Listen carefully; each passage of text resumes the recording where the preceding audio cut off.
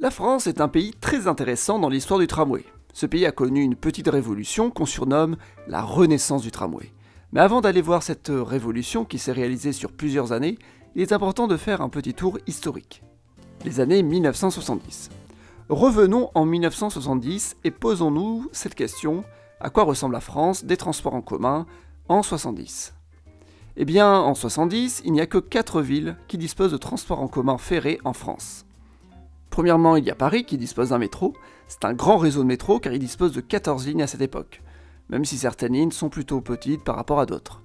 En effet, la ligne de métro la plus récente est la ligne 14, ouverte en 1937, mais cette ligne 14 sera plus tard reliée jusqu'à la ligne 13 pour fusionner et ne former plus qu'une unique ligne en 1976, la ligne 13. Donc à part cette ligne qui est une extension, la dernière ligne ouverte à Paris était la ligne 11 en 1935, et avant cela, les dernières lignes dataient du début des années 1920. Ce que je sous-entends, c'est qu'en 1970, le métro de Paris n'a pas évolué depuis plusieurs années, voire plusieurs décennies. Il y a eu des extensions, mais elles sont mineures et peu nombreuses, en particulier depuis les 30 dernières années. Mais à part ce métro parisien, quelles sont les 3 autres villes à disposer de transports ferroviaires? Ces 3 villes sont Marseille, Lille et Saint-Étienne. À Marseille, le tramway existe depuis 1876 et avait atteint une dizaine de lignes dans sa grande époque. Mais en 1960, les dernières lignes ont été fermées. Seule une a survécu, il n'y a donc plus qu'une seule ligne de tramway en 1970 à Marseille. Pourquoi cette ligne n'a pas été supprimée comme toutes les autres à Marseille? Eh bien tout d'abord, la ligne était plutôt bien fréquentée, et deuxièmement, elle passait sous un tunnel à un moment et il était difficile de faire passer un bus à la place. La ligne a même été rénovée en 1969 pour y mettre de nouvelles rames qui peuvent augmenter le nombre de passagers. À Lille, il reste 2 lignes en 1970, ligne 1 et 2, mais la deuxième sera supprimée en 1973. C'est des lignes longue distance qui permettent de relier Lille à Tourcoing. Il y avait un réseau de tramway propre à Lille et un autre propre à Tourcoing et Roubaix, mais ces derniers ont été supprimés dans les années 60. La ligne 1 forme un Y, et comme elle a été construite dans un cadre particulier, celui d'un grand boulevard qui doit relier plusieurs villes, la ligne n'a pas été supprimée lors de l'arrivée du tout-voiture. À Saint-Étienne, la municipalité a décidé de maintenir son tramway. Il est composé d'une seule ligne. Cette ligne est toute droite et très simple. C'est sa simplicité et son efficacité qui ont fait qu'il n'était pas nécessaire de la supprimer. Ainsi, voilà le paysage français en 70. Une ville avec un gros réseau de métro, et 3 villes disposant d'à peine une ligne de tramway.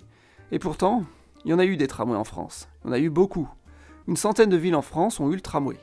Mais presque tous ont disparu entre les années 1930 et 1950. En réalité, il y a un 4e tramway en France en 70, mais c'est celui de la ville de Laon. Mais il ressemble plutôt à un funiculaire, il sera fermé en 71. Dans tous les cas, la France a décidé de prendre la voie du tout-voiture. Une voie choisie par de nombreux pays d'Europe de l'Ouest. Cette mode du tout-voiture a été lancée par les États-Unis, qui passent à l'époque pour le pays le plus avancé au monde. Si c'est états-unien, c'est que c'est bien, non? Mais en 73, c'est le choc pétrolier, et on se rend compte que le tout-voiture n'est pas viable. Prendre sa voiture coûte de plus en plus cher, et les centres-villes n'ont pas les moyens d'accueillir le nombre grandissant d'automobiles. Comment faire? Il faut développer à nouveau les transports en commun. Ainsi, après 20 ans à supprimer toutes les lignes de tramway de France, on se dit que ça serait une bonne idée d'en remettre. Mais avant cela, regardons ce qu'on trouve à l'étranger. Et pourquoi pas faire un petit tour d'horizon des principaux voisins de la France. Les voisins de la France. En Espagne, la plupart des tramways ont été supprimés. Il en reste encore quelques-uns, notamment à Barcelone, qui disparaît en 71, et Madrid en 72. Saragosse est le dernier tramway à fermer en 75. Un seul tramway survit au tout-voiture en Espagne, c'est celui de Sóller, mais il est purement touristique. En Espagne, il y a donc seulement 2 véritables réseaux de transport, le métro de Madrid et le métro de Barcelone. Au Royaume-Uni, on trouve 3 tramways, à Blackpool, Seaton et Great Orme. Tous les autres ont été fermés. Le pays en comptait une centaine, ce sont surtout des tramways touristiques et peu fréquentés. On compte 2 métros, celui de Londres qui est très dense, et celui de Glasgow qui n'est composé que d'une seule ligne et qui est de moins en moins utilisé. En Italie, les tramways ont eux aussi disparu petit à petit, en particulier dans les années 1950. Cependant, 5 villes ont survécu à ces disparitions. Les 4 plus grosses villes du pays, Milan, Naples, Rome et Turin, et une 5e ville, Trieste. Même si ce sont de grandes villes, les réseaux ont été bien réduits. À Naples, par exemple, il n'y a plus que 2 lignes dans les années 70. Pareil pour Rome, qui est réduite à 4 petites lignes. Par contre, Turin et Milan ont gardé de gros réseaux. Ils ont été réduits, certes, mais ils ont plusieurs dizaines de kilomètres de lignes. C'est des réseaux efficaces pour de grandes villes. 2 villes ont un métro, Milan et Rome, ce sont de petits métros. Mais le voisin le plus intéressant est l'Allemagne. En 70, l'Allemagne est divisée en 2, Allemagne de l'Ouest et Allemagne de l'Est. Des 2 côtés, de nombreux réseaux de tramway ont été supprimés. Mais les réseaux survivants sont bien plus nombreux qu'en France ou en Italie. Il y a environ une cinquantaine de réseaux encore existants dans les deux pays. À cela s'ajoutent 2 réseaux de métro, Berlin et Hambourg. Maintenant qu'on a vu les principaux pays voisins de la France, on va voir étape par étape les évolutions qui ont amené à cette fameuse renaissance du tramway, voire même révolution. La révolution commence en 61 en Allemagne, dans la ville de Stuttgart. Cette année-là, quelques tronçons sont placés en style propre. Historiquement, les tramways sont situés dans des rues où circulent aussi des voitures. Ce que fait Stuttgart est donc révolutionnaire, même si ça ne concerne qu'un petit tronçon. Ensuite, c'est à Francfort qu'une nouvelle ligne de tramway voit le jour en 68. Cette nouvelle ligne passe par un tunnel et certaines stations sont en souterrain. Bref, comme un métro, sauf que c'est un tramway. On appelle ça un métro léger. Cologne fait la même chose en 68 aussi. En faisant un métro léger, l'Allemagne vient de réinventer le tramway. Il ne s'appelle plus tramway, mais on l'appelle métro, car c'est plus prestigieux. Il passe sous terre, permettant d'être en site propre et d'éviter de gêner les centres-villes. Les premiers projets. En France, au début des années 70, il y a déjà quelques projets. Premièrement, on pense encore au métro comme étant le transport le plus fiable pour une grande ville. Le problème du métro est son coût, seule une grosse ville peut se permettre d'en avoir un. En 77, Marseille inaugure son métro avec une ligne. Puis en 78, Lyon l'inaugure avec 2 lignes, tout en ayant transformé un funiculaire en ligne de métro en 74. Lyon se retrouve avec 3 lignes. L'autre projet, beaucoup plus simple, c'est celui de Saint-Étienne. En 75 est mis en place l'opération Saint-Étienne, une rue, un tramway. Le but c'est de créer des sites propres pour le tramway, le premier en France. Le dernier grand projet de cette période, c'est celui de Lille. Dans les années 1960, est projetée la ville de Villeneuve-d'Ascq, une ville nouvelle qui a pour objectif de désengorger l'île, trop petite pour sa grande agglomération. L'État français aide à la réalisation du projet urbain dans le cadre de la décentralisation. L'objectif français est d'aider les villes autres que Paris à se développer, pour concurrencer la capitale. Vu qu'il n'y a aucune ligne de chemin de fer vers la nouvelle ville, il faut en faire une. Ce sera un métro, et pourquoi pas un métro léger, et pourquoi pas un métro automatique, une première au monde au moment du projet. Le métro de Lille voit le jour en 1983, c'est en réalité le 2e métro automatique de l'histoire, puisqu'une ligne automatique a déjà vu le jour à Osaka en 1981.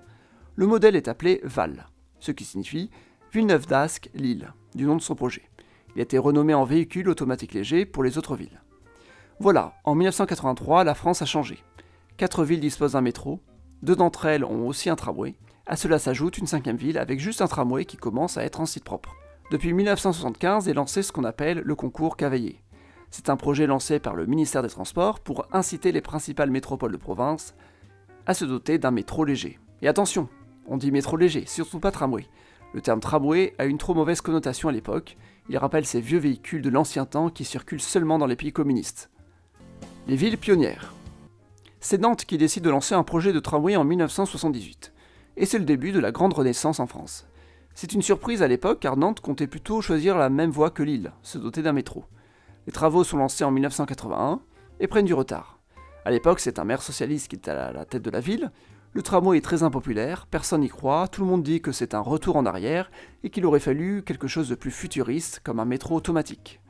Et c'est vrai qu'il y a de quoi être jaloux quand on voit que d'un côté il va y avoir un métro automatique à Lille, pendant qu'à Nantes, on se contente de faire un tramway, comme au 19e siècle. Ça manque d'ambition. En 1983, le maire socialiste perd même les élections, tellement il est impopulaire avec son projet de tramway. La nouvelle mairie fera tout pour retarder le projet, qui verra le jour en 1985, avec un tout nouveau modèle, le TFS, le tramway français standard, créé par Alstom. Et là, eh bien c'est un petit échec. Le tramway ne plaît pas, il n'est pas assez utilisé, mais on va y revenir plus tard. En 1987, c'est au tour de Grenoble d'avoir un tramway après de longues années de concertation et travaux, que je vais vous éviter. Grenoble veut utiliser le même matériel que celui de Nantes, mais demande à le modifier pour qu'il soit accessible aux fauteuils roulants.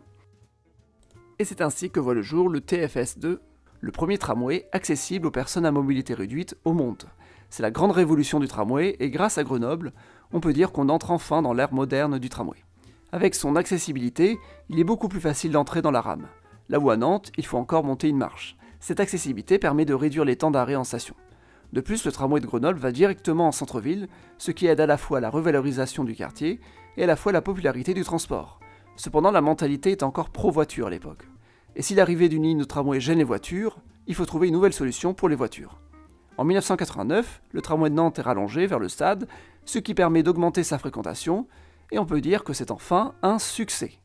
En 1990, Grenoble inaugure déjà sa 2e ligne, Puis en 92, c'est au tour de Nantes d'en avoir 2. Nantes utilisera le TSF2 pour sa nouvelle ligne. D'autres villes françaises vont imiter le système des 2 villes pionnières. Tout d'abord Paris qui relance le tramway en 92 dans sa banlieue, puis viennent Rouen et Strasbourg en 94. Entre-temps, Toulouse inaugure sa ligne de métro automatique en 93, le même modèle qu'à Lille. Ainsi, à la fin des années 1990, voilà à quoi ressemble le réseau des transports en commun en France. Paris a un gros métro, Lyon et Marseille ont chacune un petit réseau de métro lourd, Lille et Toulouse ont un métro automatique léger, puis Saint-Étienne, Nantes, Grenoble, Strasbourg et Rouen sont dotés d'un tramway. À Rouen, le tramway étant en partie souterrain, il est officiellement considéré comme un métro. Avoir un métro est beaucoup plus prestigieux qu'un tramway, ça donne une certaine prestance. Hélas, aujourd'hui, ce métro de Rouen est vu comme une ancienne vision de la ville. On construit un tramway qui passe sous terre pour ne surtout pas déranger les voitures qui passent au-dessus. Aujourd'hui, si on peut déranger les voitures, on n'hésite pas à le faire. La nouvelle génération. En 1999, Alstom crée un tout nouveau modèle de tramway, le Citadis. Et depuis 1994, il n'y a pas eu de nouvelles villes qui ont inauguré un tramway. Les années 2000 vont être la décennie de la mode des tramways en France. C'est à Montpellier en 2000 qu'est lancé le Citadis pour la première fois. D'autres villes suivent, Orléans et Nancy en 2000 aussi. Lyon en 2001, qui renonce à continuer à développer ses lignes de métro pour miser sur le tramway elle aussi. En 2002, Rennes lance son métro Val, c'est la dernière ville en France à faire ce genre de choix. Un choix d'autant plus étrange que la ville est une des plus petites au monde à disposer d'un tel transport. Bordeaux en 2003, une grande ville qui voulait un métro comme Toulouse, y a renoncé pour le tramway. Puis ensuite ça s'enchaîne. Mulhouse, Valenciennes et Clermont-Ferrand en 2006, Le Mans et Nice en 2007, Nice étant la dernière grande ville qui n'avait toujours pas son propre transport ferroviaire. On compte pour le moment 18 réseaux de tramway en France. 11 autres réseaux voient le jour dans les années 2010. Toulouse en 2010, qui renonce à continuer le métro, Reims et Angers en 2011, Brest, Dijon et Le Havre en 2012, Tours en 2013, Besançon et Aubagne en 2014, Caen et Avignon en 2019. À cela s'ajoutent des tramways suisses. Le tramway de Bâle rejoint la France en 2017 et celui de Genève l'a rejoint en 2019. Ces 2 agglomérations suisses ont une partie de leur banlieue en territoire français. Il y a beaucoup de tramways en France depuis l'ère Nantes-Grenoble, cependant j'ai bien l'impression que ça risque de s'arrêter.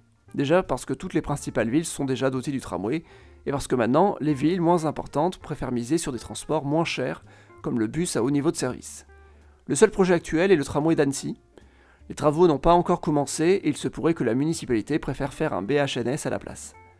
La France dispose aujourd'hui de nombreuses villes modernes avec des tramways modernes.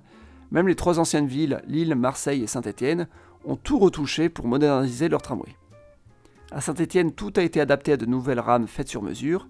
À Lille, tout le tracé a été refait entre 90 et 94. À Marseille, l'ancien tramway a été fermé en 2004 pour être refait en 2007. Tramway aujourd'hui. Aujourd'hui, les réseaux les plus fréquentés en France sont ceux de Paris et Lyon qui disposent aussi du métro. Sinon, la première ville est Strasbourg. Paris et Lyon ont aussi les plus longs réseaux. Après, c'est Bordeaux. Bordeaux a aussi le plus de stations après Paris. Bordeaux est clairement la plus grande agglomération de France à ne pas disposer du métro. Elle a donc un tramway très développé en comparaison aux autres villes. Après Paris et Lyon, c'est Strasbourg qui dispose du plus de lignes, 6 en tout. Chaque ville a évidemment son code couleur. À Paris, le tramway a la même couleur turquoise que les bus et métros.